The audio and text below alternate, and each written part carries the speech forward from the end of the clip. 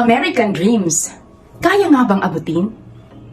Hello po, si Ophelia po ito, isang immigrant from the land of the Tamaraos in Mindoro, Philippines. Ako po ay isang retired government employee. Nagtrabaho po ako bilang resource assistant sa isang paaralan dito sa California, kung saan ako at ang aking asawa ay naninirahan. Ako din po ay isang proud online business owner.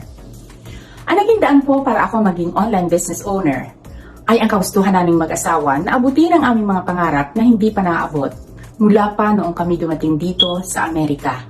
10 taon na po ang nakakalipas. Ang mga pangarap mo yun, gusto naming makatulong financially sa aming mga kamag-anak sa Pilipinas. Ang din namin ang makapag-sponsor ng mga misyonero sa aming simbahan. Kami po ay mga retired na at nakapagpatapos na ng pagpapaaral sa aming mga anak. Subalit hindi po natapos doon ang aming mga pangarap at ang aming misyon sa buhay. Nais po namin makapag-travel para mabigyan ng magandang memories ang aming mga mahal sa buhay. Lalo tigit po, gusto naming makaipon para sa ganon, masecure ang aming years of retirement. Subalit dala po ng patuloy na pagtaas ng cost of living, ang amin pong maliit na pension ay sapat lamang sa mga pang-araw-araw naming gastos at sa aming mga bayarin. Wala po kaming financial capacity to help, nor travel or save. Sabi ko, kung ganito ng ganito ang takbo ng aming buhay, paano pa kaya namin maaabot ang aming mga pangarap? Dito ko po naisip at ipinanalangin na sana kahit ako ay retired na, ay makahanap pa ako ng ekstrang pagkakakitaan to supplement our very limited resources para sa katuparan na rin ng aming mga pangarap. Isang araw po ako ay nasa aking cellphone.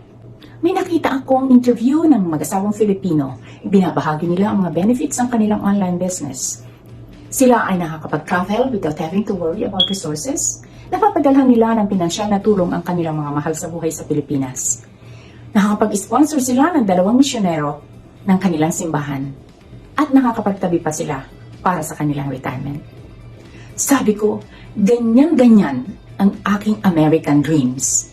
Hindi po ako nagdalawang isip, pinuntahan ko ang kanilang website, isinulat ko ang aking pangalan at ang aking email address at ipinadala nila sa akin ang 90-minute free webinar kung saan natuklasan ko na dito pala sa online business na ito, napakarami ng buhay ang binago. Buhay ng mga ordinaryong tao, ordinaryong immigrants at mga retirees. Kaya't kung nais din ninyong baguhin ang takbo ng inyong buhay, i-click niyo po ang aking website, isulat niyo ang inyong pangalan at ang inyong email address para maipadala ko sa inyo ang libreng webinar kung saan malalaman ninyo ang mga basic information of the business and at the same time, makakapag-desisyon kayo kung ang business ay para sa inyo.